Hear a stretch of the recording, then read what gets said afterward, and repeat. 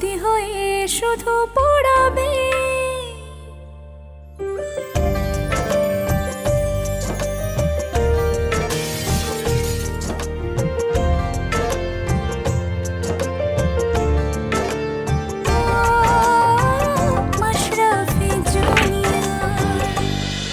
মামনিকে কি কেবিনে নেওয়া হয়েছে? আপনার পেশেন্টের কিছু টেস্টের জন্য স্যাম্পল নেওয়া হচ্ছে, প্রাইমারি চেক আপ দেওয়া আছে, সেগুলো হয়ে গেলে আমরা কেবিনে পাঠিয়ে দেব। মামনির সব টেস্টের রিপোর্ট তো দেয়াই আছে, তাহলে আবার? না, আসলে আমরা যে সার্জারিটা করাতে চাইছিলাম সেটার কিছু প্রিপারেটরি টেস্ট আছে। যতটুকু শুনলাম আর তোমার খেলা দেখে বুঝলাম তুমি অনেক দূর যাইবা, কিন্তু আমাকে আজকের ম্যাচেই ভালো করতে হবে, তা না হলে কি? দেরি হয়ে যাচ্ছে, ম্যাচ শুরু হয়ে যাবে, আমি আসি।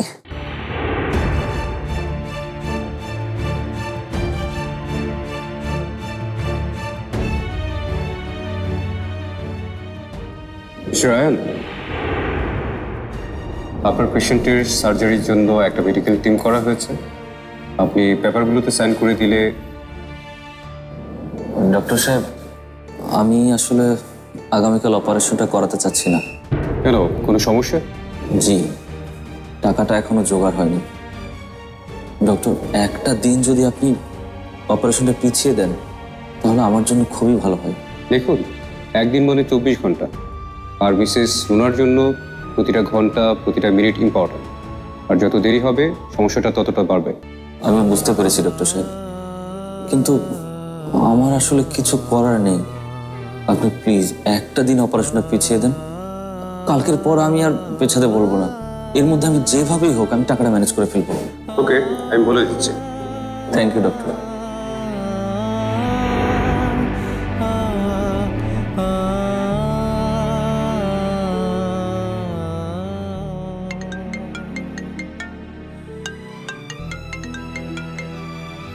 হ্যাঁ দাদু ভাই, হ্যাঁ মামনিকে ভর্তি করেছি। একটা বড় ঝামেলা হয়েছে দাদু ভাই। চেয়ারম্যান স্যার মামনিকে টাকাটা দিতে পারবেন না। না না দাদু ভাই, তুমি একটু শান্ত হও।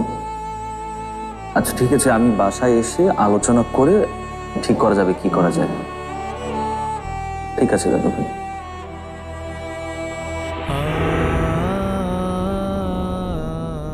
একদিন সময় তো চেয়ে নিলাম, কিন্তু এই একদিনের মধ্যে এত টাকা আমি কিভাবে ম্যানেজ করব?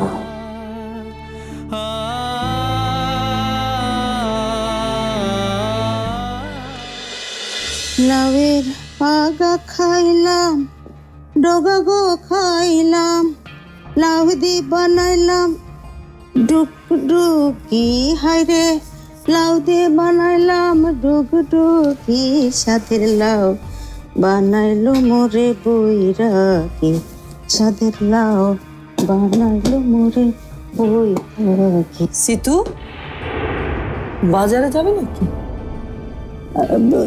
কি যে বলিস না আপা, এই একটু গুনগুন করে গান গাচ্ছি, এর সাথে বাজারের কি সম্পর্ক? না না, ওই যে লাউ লাউ করে গান করছিলি তো ভাবলাম তোর বাজারে যেতে ইচ্ছে করছে, কচি কচি লাউ চিংড়ি মাছ কিনবি, খেতে ইচ্ছে কর। কি ব্যাপার সিতু? নতুন পর্দা, বিছানার চাদর, সবকিছু নতুন, বাড়ি ঘর থেকে একেবারে ছকছকে পরিষ্কার করে ফেলেছিস। কি কারণ? কেউ আসবে নাকি রে? আমি কি বলেছি কেউ আসবে? আসলে ঘরে না ময়লার স্তর পড়েছিল, চাদর বালিশ ঝাড়তে কি ধুলো, তাই একটু ঝাড়ামোছা করছিলাম আর কি। আমি কিন্তু তোর কথার কোনো হিসাব মিলাতে পারছি না সিতু।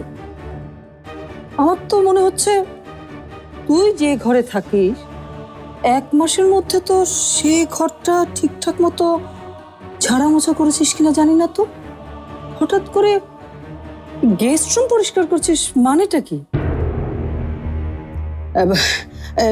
না, কোনো মানেটারে নেই, কোনো মানে নেই। আসলে রুনার অসুখের সময় না ঘর বাড়ির দিকে একদম খেয়াল রাখতে পারিনি, কেমন জানি মরা মরা লাগছিল। রুনা তো এখন হাসপাতালে গেছে, তাই পরিষ্কার করতে নেমেছি আর কি। ঠিক আছে ঠিক আছে, পরিষ্কার করা তো খুব ভালো কথা, পরিষ্কার পরিচ্ছন্ন থাকা ভীষণ ভালো, কিন্তু সে পরিষ্কার করার অভিযানটা নিজের ঘর থেকে শুরু করলে কি কোনো সমস্যা হতো? করবো তো, থাকার ঘর তো পরিষ্কার করব। না,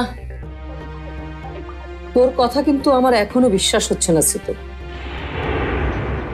এই, কোনো কারণে কি তুই তোর ছেলেকে বিদেশ থেকে আসতে বলেছিস নাকি? দেখ সিতু, তোর ওই কুলাঙ্গার ছেলে যদি এই বাড়িতে এসে ওঠে না, মা ছেলে দুজনকে আমি বাড়ি থেকে বের করে দেব, মনে রাখিস। খুব বাড়ি বাড়ি করছিস আপা। আমার প্ল্যানটা আগে ঠিকঠাক মতো করি, তারপর দেখবো তোর বাড়ির দিমাগ কোথায় থাকে। এই, কি ব্যাপার? মনে মনে নিশ্চয়ই আমাকে গালমন্দ করছিস না? দেখ, তাতে কোনো লাভ হবে না, তোর ছেলে কিন্তু আপা, এটা কিন্তু একদমই ঠিক না। ঘর নোংরা থাকলেও কথা শোনাস, আবার আজকে পরিষ্কার করছি তাতেও কথা শোনাচ্ছিস। পড়াশোনা করিস না তো, তাই জানিস না এই ঘর পরিষ্কার থাকার সঙ্গে মন ভালো থাকার একটা সম্পর্ক আছে। তাই নাকি? তা কি সম্পর্ক আছে সেটা কি একটু বলা যাবে বুদ্ধিজীবী সিতারা বেগম? না মানে কোন বইয়ে যেন পড়েছিলাম, মন খারাপ থাকলে ঘর বাড়ি ঝাড়মোছ করতে হয়, তাহলে মন ভালো হয়ে যায়। বইয়ে পড়েছিস? বইয়ের নামটা আমাকে একটু দিস তো, আমারও পড়া দরকার।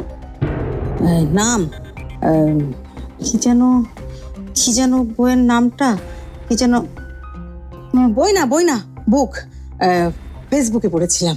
পাজলামো করছিস তুই আমার সঙ্গে? এমনিতে আমি রুনাকে নিয়ে চিন্তায় মরে যাচ্ছি। আবার কিসের চিন্তা? রুনাকে তো আয়ান হাসপাতালে নিয়েই গেছে। রুনা গেছে বলে কি চিন্তা কমে গেছে নাকি? ভর্তিটা ঠিক মতো করাতে পারলো কিনা, অপারেশনটা কখন হবে, কিছুই তো এখনো বুঝতে পারছি না। আয়ানকে কল করে জেনে নে। করেছিলাম, ও বলল প্রসেস চলছে। তারপর তো বলল কি যেন জরুরি কথা আছে। জিজ্ঞেস করিসনি কি কথা? করেছিলাম তো, বলল বাসায় এসে সব বলবে। আয়নের আবার কি কথা? টাকা পয়সার ব্যাপারে কিছু?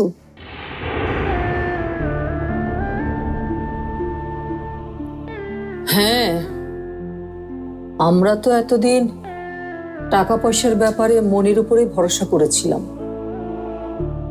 ভেবেছিলাম মনির কথায় চেয়ারম্যান স্যার টাকা দিয়ে দেবেন, কিন্তু আয়ান জানালো চেয়ারম্যান স্যার নাকি এখন টাকা দিতে পারবেন না। বলিস কি আপা? চেয়ারম্যান স্যার এখন এসে এই কথা বললে হবে? বললেই আমাদের আর কি করার আছে বল? না রে আপা, আমি আগেই বলেছিলাম এই চেয়ারম্যান বেটার শুধু মুখেই মধু, টাকা দেওয়ার বেলায় ঠনঠনে। বাদ দে তো এসব। বাদ দে বললেই হলো? রুনা ভর্তি হয়ে গেছে, এখন অপারেশন করতে টাকা লাগবে। আমাদেরকে নদীতে ফেলে চেয়ারম্যান নৌকা টাকলো, আর তোরা কিছুই বলবি না? আহা, টাকাটা তো আমাদের পাওনা ছিল না, তাছাড়া আমরা তো ধারও চাইনি। তাহলে উপায় কি এখন? টাকা জোগাড় করবি কোত্থেকে? সেটাই তো কথা। আয়ান তো বলল বাসায় এসে এসব ব্যাপারে কথা বলবে, তো আসো, তারপর একটা সিদ্ধান্ত নেই। সিতু, এই ঘরের কাজ শেষ হলে একটু আমার ঘরে আসিস, ঘরটা একটু পরিষ্কার করতে হবে। আসছি।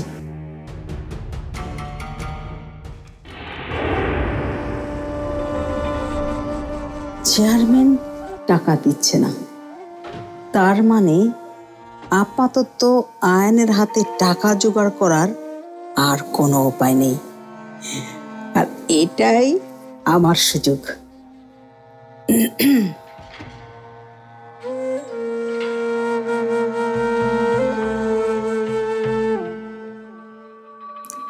হ্যালো, একটা সুখবর আছে। হ্যাঁ,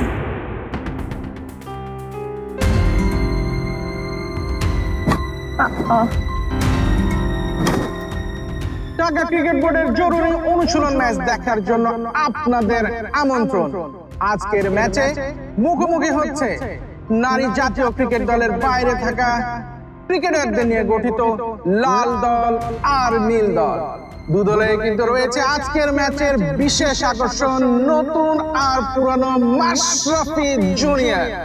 বিশ্বকাপের দলে সুযোগ পায় কে, সেটাই কিন্তু বের হয়ে যাবে আজকের এই ম্যাচ থেকে। তাহলে আমরা দেখি ম্যাচ শুরু হচ্ছে।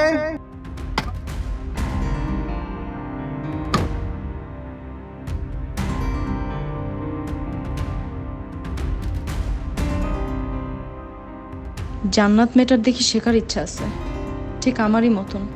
কিন্তু কি আর করা, আগে দলে নিজের জায়গাটা যেমনি হোক পাকা করা লাগবে।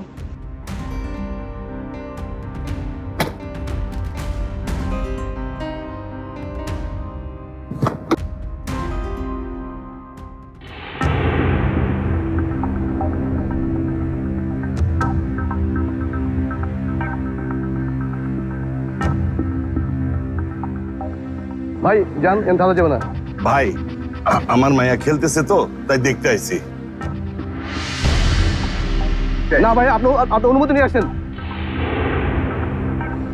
ওই তো আমার মায়া আইছে। ভাই, উনি আমার আব্বা। আপনি আর বলবেন না আপনার মাসুদের আব্বা?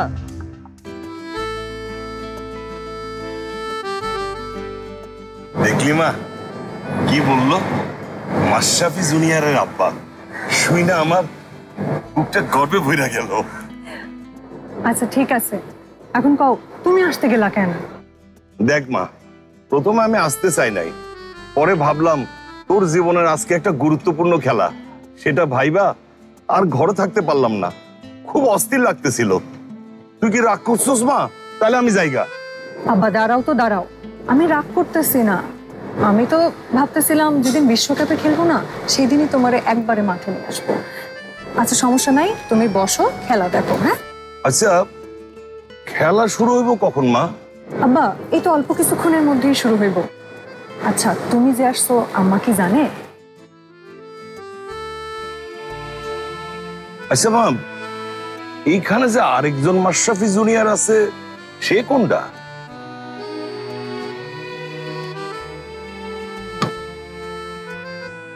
আচ্ছা, টিভিতে দেখছিলাম ওরে, শুনছি নেশা করে নাকি মাঠে খেলতে নামে।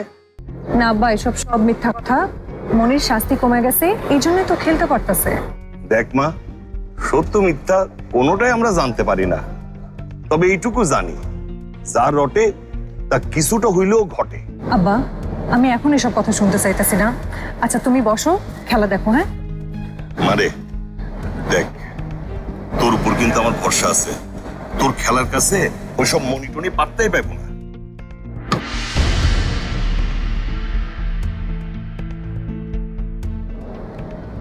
আব্বা তুমি জানো না, মনি আসলেই অনেক ভালো খেলে। যেমন ব্যাটিং এ ভালো, তেমনি ওর বোলিং এর লাইন লেন্থ সবগুলাতে ভালো। আর ক্যাপ্টেনও তো ছিল অনেক সময়। আমি এত কিছু বুঝি না, শুধু তোর মনে রাখতে হইব তুই সেরা। আব্বা নিজের মাইয়া জন্য এই কথা বলতেছো তাই না?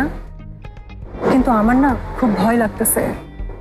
এত দূর আইসা যদি পুরানো মাশরাফি জুনিয়রের কাছে হাইরা যায় তাহলে। মনির কথা না ভাইবা নিজের খেলার দিকে মন দে রে মা, নাহলে তো জানোস তোর মা বৈশা আছে তোরে দুবাই পাঠাইয়া তোর জীবনটা নষ্ট করার লাইগা। এটা কি বললো আব্বা? জীবন নষ্ট হইব কেন? দুবাইয়ে তো কত মানুষ যাইতেছে না। আমি শুধু ক্রিকেট খেলাটা চালায় যাইতে চাই, তাই। তোর কষ্টটা আমি বুঝি রে মা। অনেক শখ করে তোর নাম রাখছিলাম জান্নাত, ভাবছিলাম তোর জন্য আমার ঘরটা জান্নাতের মতো শান্তি হইয়া যাইব। তোরে জীবনে শান্তি দিতে না পারি, কিন্তু বিদেশে পাঠাইয়া অশান্তিতে ফেলতে চাই না রে মা। বিদেশে অশান্তি?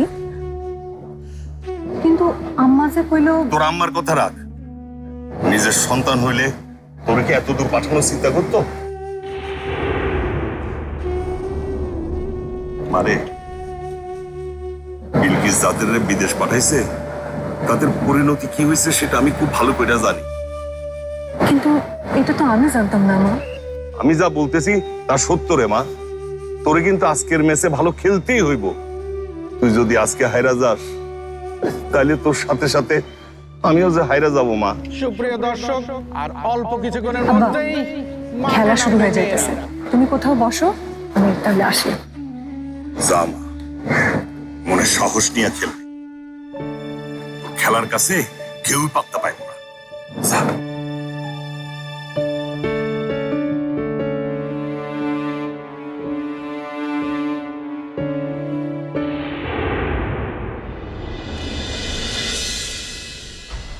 হ্যাঁ সোহানা, হ্যাঁ হ্যাঁ হ্যাঁ হ্যাঁ ভালো আছি ভালো আছি। শোন না, না না শরীর ঠিক আছে, হ্যাঁ আমার শরীর ঠিক আছে। আমি আমি একটা জরুরি কথা বলার জন্য তোকে ফোন করলাম মা। তোরা ভালো আছিস তো? হ্যাঁ বলছি বলছি জরুরি কথাটা ওই আমার আমার কিছু টাকার দরকার। হ্যাঁ রে, হ্যাঁ একটু অ্যামাউন্টটা বেশি, 30 লাখ টাকার মতো, খুব দরকার বুঝলি। হ্যাঁ মানে আজকে কালকের মধ্যেই দরকার তো, তুই কি আজকালের মধ্যে একটু পাঠাতে পারবি মা? হ্যাঁ হ্যাঁ হ্যাঁ না না শোন না শোন না শোন না, তুই একদম চিন্তা করিস না, আমার উপর একটু ভরসা রাখ। আমি কিন্তু তুই তো জানিস আমার গয়নাগাটি আছে না, হ্যাঁ আমি সমস্ত গয়নাগাটি বিক্রি করে তোর টাকাটা ঠিক রেখে দেব।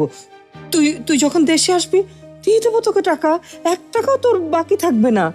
তুই আমাকে টাকাটার ব্যবস্থা করে দে মা।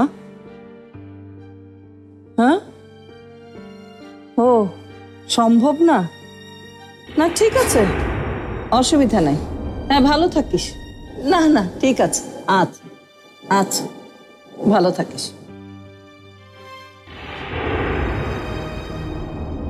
কি রে, পরিষ্কার হয়েছে ঘর দরজা? হয়েছে হয়েছে, সুযোগ পেয়ে শুধুই আমাকে তুই খাটালি। শুধু গেস্ট রুমটা পরিষ্কার করছিলাম, ওটাই তো যথেষ্ট ছিল। কেন শুধু গেস্ট রুম পরিষ্কার করবি কেন? আর এখন তো কোনো গেস্ট আসার কথাই নেই। না মানে যদি আসে তাহলে তো ওখানেই থাকবে, আমাদের ঘরে তো গিয়ে উকি দিয়েও দেখবে না। দিতেও তো পারে। আর তাছাড়া তুই না বলেছিলি যে বাড়ি ঘর পরিষ্কার পরিচ্ছন্ন থাকলে মন ভালো থাকে? তাহলে তো তোর আজকে মনটা অনেক ভালো থাকার কথা, তাই না? ভালো না ছাই, আমাকে এভাবে খাটানোর ফল তুই পাবি আপা। দাঁড়িয়ে রইলি কেন? যা রুনার ঘরটা পরিষ্কার করে দিয়ে আয়। আপা আপা মাফ কর, আর পারবো না আজকে। আচ্ছা ঠিক আছে মাফ করে দিলাম। হ্যাঁ দেখ আয়ান এসেছে মনে হয়, দরজাটা খুলে দে।